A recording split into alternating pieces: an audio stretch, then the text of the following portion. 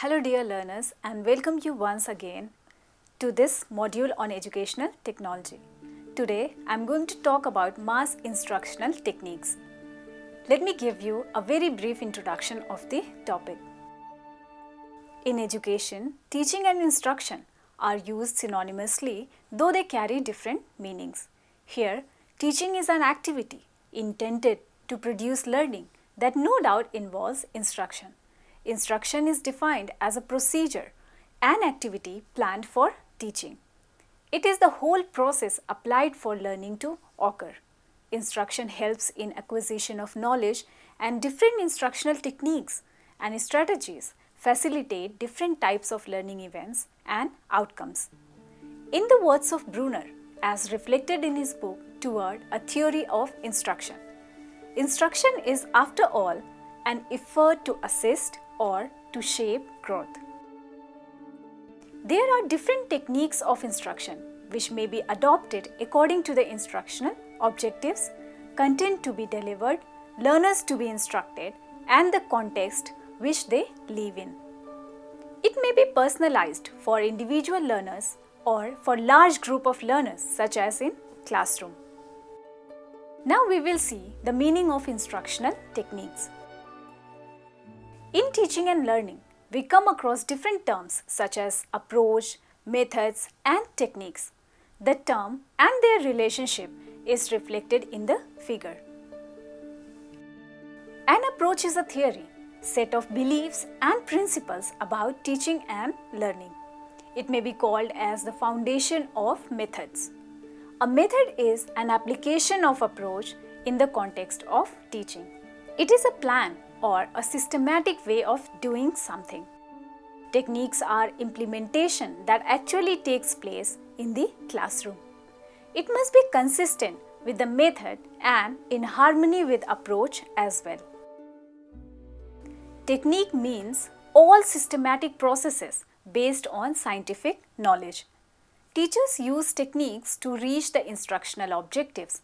The output of learning depends upon the planning and process of instruction and adoption of techniques suitable to the interest, experiences, and maturity levels of learners. The figure shows the structure of instructional system. Instructional techniques are concerned with bringing improvement in the effectiveness and efficiency of learning in the educational context.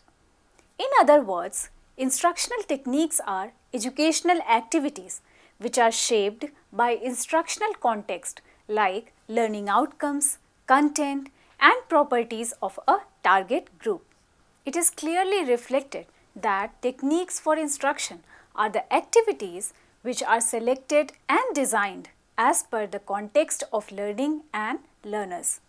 Every teaching becomes effective when it focuses on utilization of different instructional techniques to facilitate learners' growth and development from all aspects.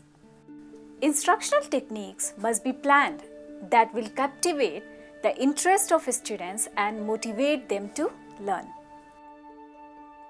Selection of instructional techniques depends upon the learner's content, context, and instructional objectives. If individuality of learner is concerned, teacher plans personalized instructional techniques, whereas for group of learners, mass instructional techniques are used and applied. Elton's model classified all teaching and learning systems techniques into three broad groups: mass instruction, individualized instruction, and small group learning. Now we will see the mass instructional techniques. Mass instruction is in existence since the inception of the concept of education in the form of lecture and expository lesson as the most dominant instructional techniques. Through the use of mass instructional techniques, it was intended to educate more people without increasing the number of teachers and to improve the overall effectiveness of the teaching process. It helps in reaching many people at the same time. These techniques are used to teach a large group of learners effectively. Our own classrooms are its examples where a large number of students are given instruction and taught at the same time.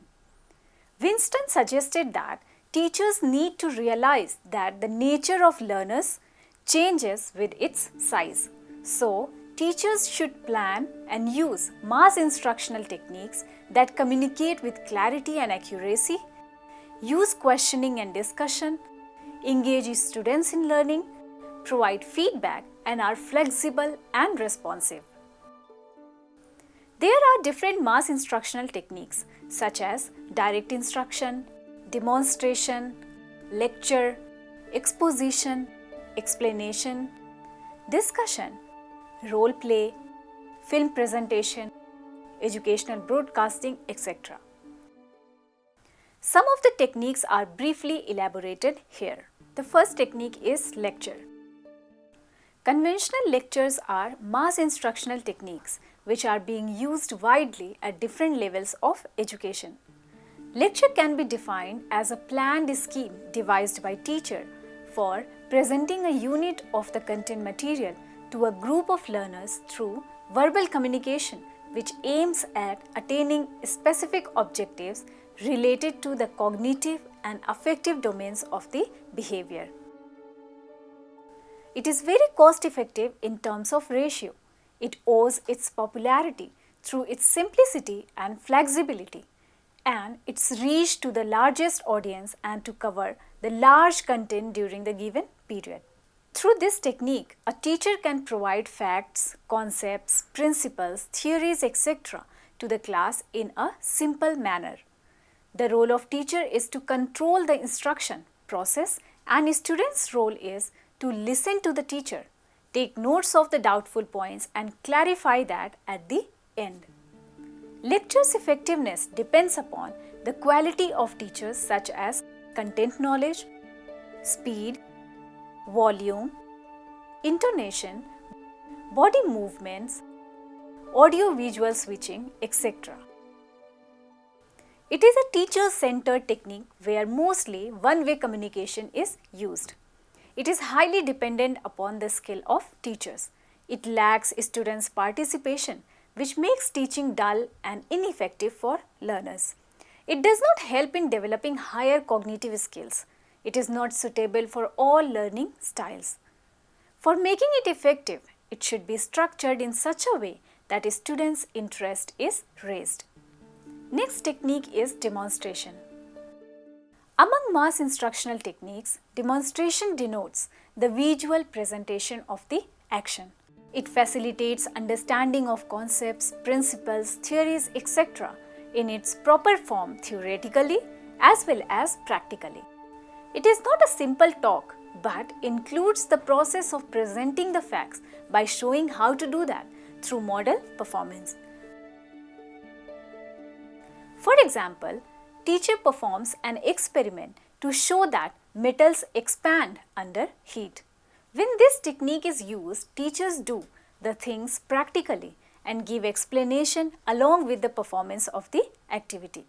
Here, teachers plan, organize and execute the demonstration properly to make students understand the concepts clearly. The student's role is to observe, listen and follow the demonstration.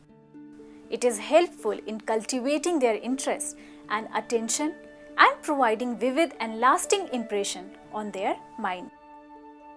Students develop the skills of observation, questioning, explanation and inferring along with development of motor skills. It makes students active and develop their reasoning, deep thinking and creative imagination. Next technique is group discussion. Group discussion refers to the discussion held within a group of students. It may be defined as the interchange of ideas between students and the teacher or among a group of students, resulting into active learning for the realization of the predetermined instructional objectives. Group discussion needs proper planning and execution in order to reach the set goals of instruction. Its planning involves 3 steps, which is given in the figure. Discussion technique ensures the active participation of students and trains them for cooperative tasks and activities. It helps in social development of students along with development of critical thinking, abilities of analyzing, synthesizing, evaluating, inferring and problem solving. It may be formal and informal by nature. Formal discussion is led by teachers, whereas the latter takes the form of debate, symposium, panel, etc. Next technique is question-answer. Every teaching involves the use of question and answers. It is an art and a skill of managing the task of putting questions and receiving answers to these questions. Questions are not necessarily to be asked by teachers, but in today's constructive classrooms, students can also pose questions concerning their doubts and queries. Through this technique, large number of students can be taught together and make them develop their understanding levels. Students become more active and interested if appropriate questions are asked in the classroom. It makes them ready for learning and motivate them for teaching learning process. It stimulates students to think, reason and imagine from different perspectives regarding the topics being taught. A teacher can diagnose the learner's misconceptions, difficulties, strengths and weaknesses through effective use of this technique. Next technique is drills and practices. As an instructional technique, drill and practice is said to be one of the most important techniques used by teachers for fixing the concepts already learned by students through systematic repetition of concepts and examples. It involves practice and revision of the learned materials, which leads to mastery of the content and skill. It is a teacher-initiated and teacher-directed classroom practice and exercise work performed by the students, aiming for the perfection of a skill or performance of the material to be retained in the memory of the students. It enables students to proceed to more advanced learning without impairing their efficiency. Next technique is brainstorming. This implies storming of the brain to involve and generate free flow of ideas as quickly as possible without passing judgment and considering their validity and appropriateness. It was popularized by A.F. Osborne through his writing, Applied Imagination. This technique can be used with a group of learners to explore a variety of ideas related to a situation or topic. It is mainly useful in developing higher order thinking skills as reflective thinking, creative imagination and problem solving. It encourages most of the learners to participate in teaching learning process. Next technique is role play. It is a technique where a realistic situation is explored and dramatized by a group of students by playing different roles as desired by the situation under the direction of a teacher in order to derive rich and useful learning experiences. It represents a spontaneous, unrehearsed, lifelike presentation of some situation for gaining insight into a specific problem or deriving useful educational experiences. It develops all 3 domains: affective, cognitive and psychomotor. Next technique is video and film presentation. It is the substitute of lecture method and face-to-face teaching. The most important aspect is that It can reach to the large audience with visual presentation that becomes long-lasting and effective. This stimulating technique is helpful in illustrating the content and specific points to the large number of learners. It is expensive as compared to conventional techniques. It requires the infrastructural facilities and trained teachers for its effective usage.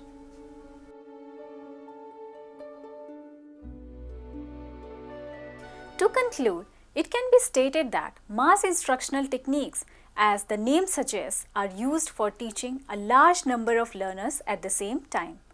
A teacher should use techniques which are helpful in engaging learners, demonstrating flexibility, using questioning and discussion, etc.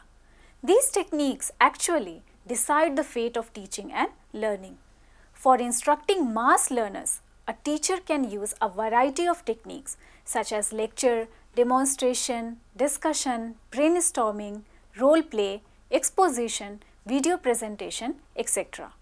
The selection of technique depends upon the learner's content and instructional objectives.